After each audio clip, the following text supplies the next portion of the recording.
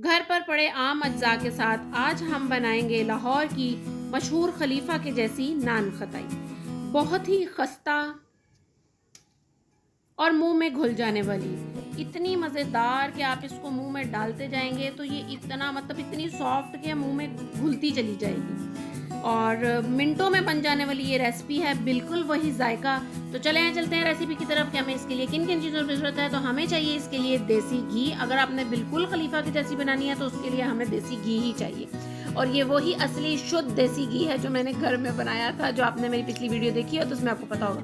तो ये हमने 1 कप देसी घी लिया है, उसको मैंने थोड़ा सा मेल्ट किया और एक बाउल के अंदर डाल दिया। ठीक है, यानी कि आप एक शीशे का या प्लास्टिक का को बाउल ले लें तो आपने उसके अंदर इसको डाल के फ्रीज़र में रख देना है तकरीबन 10 से 15 मिनट के लिए। ठीक है, इसकी अपनी शेप होल्ड कर लेगा थोड़ी सी, बहुत जमाना नहीं है आपने, बस इसको इतना करना है कि ये अपनी शेप होल्ड कर ले। उसके बाद हमने लिए हैं जी बादाम, तकरीबन 1 मुट्ठी के करीब बादाम थे, तो उनको हम इस तरह रफली चॉप कर लेंगे। यानी कि कुछ कोई मोटे कोई छोटे कोई जैसे भी रफली चॉप जिसको बोलते हैं वो कर लेने हैं। कुछ बादामों को हमने ऐसे काट लेना है और कुछ को सेंटर में से हाफ कर लेना है, जो कि हम उसको नान खताई के ऊपर हम लगाएंगे। ठीक है, तो जब तक ये मैं बादामों को काट रही हूँ, आप जल्दी से वीडियो को लाइक कर दें, चैनल पे नए हैं तो चैनल को सब्सक्राइब ज़रूर कर दें और एक अच्छा सा कमेंट कर दें। तो आप ये वीडियो किस सिटी से देख रहे हैं मुझे ज़रूर बताएं ताकि मैं आपका थैंक कर सकूं। आज का थैंक जाता है आसिया कसूर से, शुमाइला मुल्तान से, हमना कराची से। तो आगे हमने ले लेना है जी, एक एग लेना है, उसको हमने अलग अलग कर लेना है। ये मेरे पास एक एग को अलग करने वाला टूल है, आपके पास ना हो तो आप स्पून के साथ भी इसकी जर्दी को अलग कर लें और वाइट पार्ट को इसको अलग कर लें। ठीक है, ठीक है। और इसके बाद आपने ना इसको एक प्लेट में निकाल लेना है और इसके अंदर डालना है जी आपने फूड कलर, वो आपने लाजमी डालना है। उससे जो एक नान खताई या बिस्किट आप किसी भी चीज़ में अगर इसको यूज़ करते हैं ना तो उसका कलर बहुत ही अच्छा आता है। और वैसे भी हम ये नान खताई बना रहे हैं जी अवन के बगैर, पतीले में या कढ़ाई में, जिसमें भी आप इसको बनाएंगे तो उसका कलर बहुत अच्छा आएगा। ठीक है, तो हमने इसकी फेंटा फेंटी अच्छे से कर लेनी है ताकि ये कलर इसके अंदर जो है ना वो मिक्स हो जाए। अब हमने ले लेना है जी आधा कप बेसन। ठीक है, 1/2 कप है ये बेसन का, जो मेजरिंग कप होते हैं उस हिसाब से ये 1/2 है और 125 ml का कप है। ठीक है, अगर आप ये मेजरिंग कप्स ले लेते हैं तो हर चीज़ परफेक्ट बनती है बेकिंग की। ठीक है, उसके बाद ले लेना है जी हमने 1.5 कप मैदा। ठीक है, ये भी वही वाला कप है, वो मैं आगे चल के आपको नज़र आएगा जिसमें मैं चीनी डालूंगी। वही वाला कप भर के जो है ना वो है जी 250 ml का कप है, 1.5 कप मैदा। ठीक है, उसके बाद है जी ये 1 टीस्पून बेकिंग पाउडर है। ठीक है, 1 टीस्पून, ये आपको नज़र आ रहा होगा। ये आप कप्स और ये ले लेना तो बड़ी आसानी हो जाती है। 1 टीस्पून है बेकिंग पाउडर और 1/4 टीस्पून ही है वो है जी बेकिंग सोडा।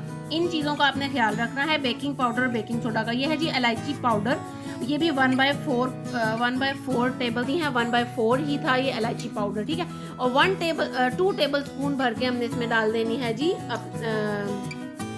सूजी। ठीक है, इसको कोई भूनने की जरूरत नहीं है, आपने डायरेक्ट इसको निकालना है और डाल देना है। हाँ जी, सारे जो अज्जा हैं ना ये आपके रूम टेम्परेचर होने चाहिए, तो बेकिंग की कोई भी चीज़ जो होती है ना वो परफेक्ट बनती है आपकी। ठीक है, तो बाद में हमने ये सारे अज्जा को अच्छे से मिक्स कर लेना है ताकि बेकिंग पाउडर और बेकिंग सोडा, मैदा, बेसन सारे अच्छे से मिक्स हो जाए। और साथ में हमने जो वो रफली चॉप किए हुए बादाम थे वो डाल देने। वो डालने के बाद आपने इसको अच्छे से मिक्स कर देना है और इनको हमने एक साइड पे रख देना है। हाँ जी, जो पाउडर शुगर है वो हमने इसके अंदर नहीं यूज़ की, वो हम कहाँ यूज़ करेंगे वो हम आगे देखेंगे। वो एक उसका बड़ा मज़ेदार सा बैटर बन जाता है। ठीक है, तो इसको हम अच्छे से मिक्स कर देंगे ताकि आप इसको यहाँ पे छान भी सकते हैं, सारी चीज़ों को छाननी में डाल के तो वहाँ से छान सकते हैं, अगर नहीं तो ऐसे अच्छे से मिक्स कर लें। अब ये वही देसी घी है जो हमने फ्रीज़र में रखा था। ठीक है, बस इतनी सी इसने अपनी शेप होल्ड करनी है, तो फिर आपने इसको एक अच्छे से प्यारे से बाउल के अंदर ट्रांसफ़र कर लेना है। ये वही देसी घी है जो मैंने घर पे बनाया था।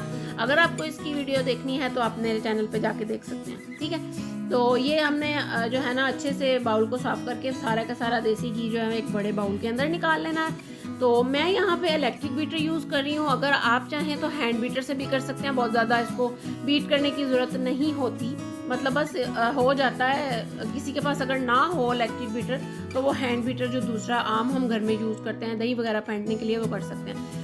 ये है जी चीनी, पिसी हुई चीनी आपने इसके अंदर यूज़ करनी है। पाउडर शुगर आपने इसके अंदर दानेदार चीनी नहीं यूज़ करनी, क्योंकि फिर उसको आपको बीट करने में बहुत ज़्यादा टाइम लग जाएगा, ठीक है। और उतने में जो हमारा घी है ना वो मेल्ट होना स्टार्ट हो जाएगा, हमने उसको मेल्ट नहीं करना, ठीक है। ये डाल के आपने इसको अच्छे से मिक्स करना है।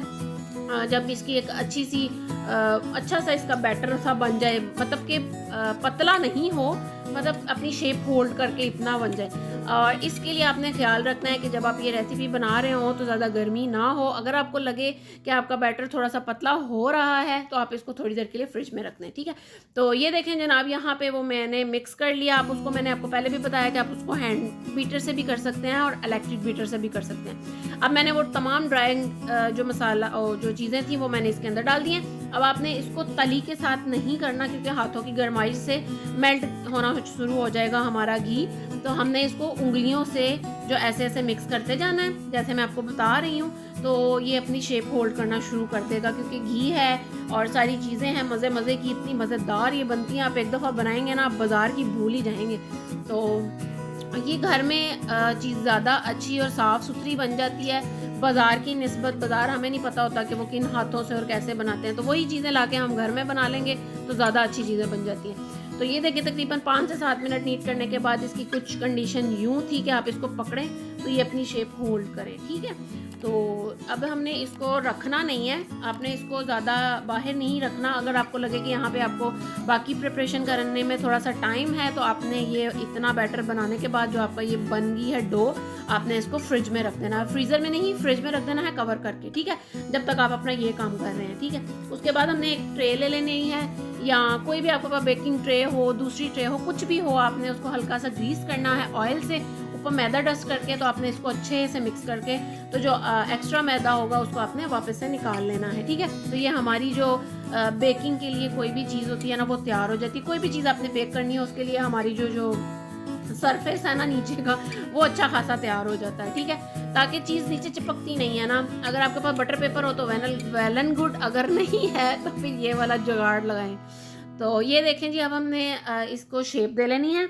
इसकी थोड़ी सी ना रफली शेप होती है, नो टेंशन कि आपने इसको बहुत गोल बनाना है या कुछ भी, बस आपने इतना सा करके इसको रख देना है। ये फूलेगी भी और साइडों से थोड़े से क्रैक्स इसमें आ जाते हैं, वो इसलिए क्योंकि हमने इसके अंदर रफली चॉप बादाम यूज़ किए होते हैं। तो अब बादाम कहीं किनारे वाली साइड पे आ गया तो वहाँ से तो ऑटोमेटिकली शेप थोड़ी डिफरेंट हो ही जाएगी ना, गोल बिस्किट की तरह शेप नहीं आएगी, तो रफली शेप ही होती है इनकी, नो टेंशन। जैसा दिल करे आप वैसे बना लें। हाँ, अगर कुकी कटर की वजह से आप बना रहे हैं तो मे भी अच्छी भी बने। मैंने हाथ से ही बनाई थी, तो आप हाथ से बनाए तो ज़्यादा मज़े की बनेगी, क्योंकि हाथों का ही तो कमाल होता है खाने में। तो ये देखें, जब तक मैं इसको बना रही हूँ आप देखें कि इसका ना मैंने एक तरह का ही लिया है बैटर, ताकि जो कुकी का साइज़ है हमारे पास, या बिस्किट का, नान खताई का, किसी भी चीज़ का, वो एक जैसा ही आए, ठीक है। उसके बाद ये जो हमने एग योक तैयार करके रखी थी, वो ब्रश की हेल्प से हमने जो है ना इसके ऊपर अच्छे से कोट कर देनी है, ताकि जब हम इसको बेक करें तो हमारे पास इसका बड़ा प्यारा सा कलर आए कि देख के जिसने नहीं भी खानी ना वो भी कहे लाओ ज़रा एक दफ़ा चेक करवाओ कि कैसी बनी है ना।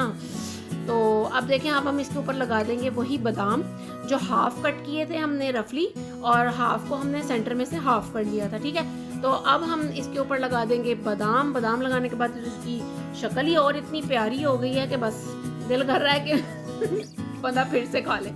तो जी जनाब, अब हम देख लेते हैं अपनी कढ़ाई।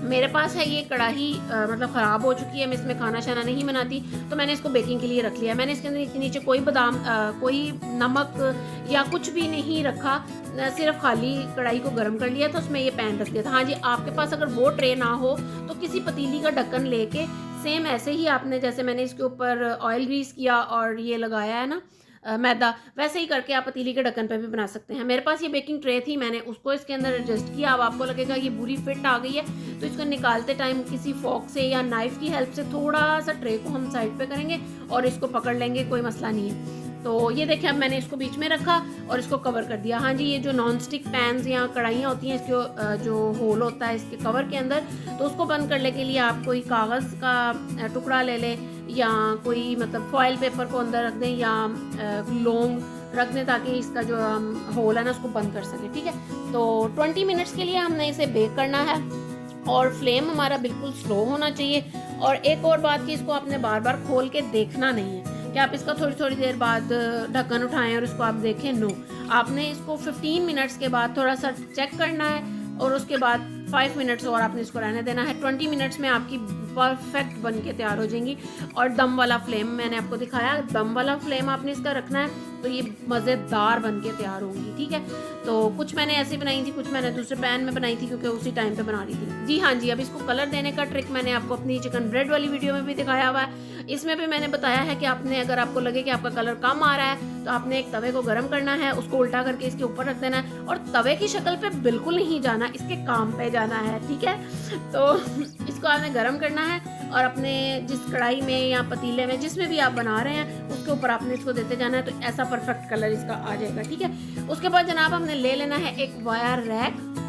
ठीक है, जो कोई आपके पास अगर छाननी हो जिसमें हम आटा छानते हैं या कोई ऐसी जालीदार स्टैंड हो तो आपने उसको रखना है और उसके ऊपर रख देना है अपनी कुकीज़ को, अपनी नान खताई को, ताकि ये ठंडी हो जाए, इसको नीचे से भी हवा लगे ताकि ये जल्दी से ठंडी हो जाए। ठीक है, और यहाँ पे आपने इसको बड़ी एहतियात से ट्रे में से निकालना है क्योंकि गर्म है और अभी ये सॉफ्ट होंगी, आपने घबराना बिल्कुल नहीं है, ये हल्की हल्की सी सॉफ्ट होंगी।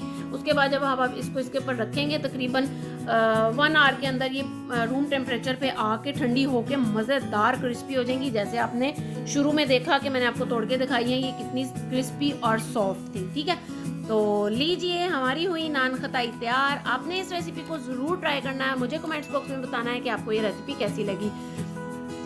तो जनाब इस रेसिपी को आप बना के स्टोर भी कर सकते हैं। वैसे तो मैंने जब बनाई थी तो स्टोर करने की नौबत ही नहीं आई। आप देख सकते हैं कि रैक के ऊपर कितनी ज़्यादा पड़ी थी, बच्चे मेरे तो गरम गरम ही खा गए थे मतलब कि उसी टाइमिंग में मम्मा दे दें, इतनी मज़े की खुशबू आ रही है ना।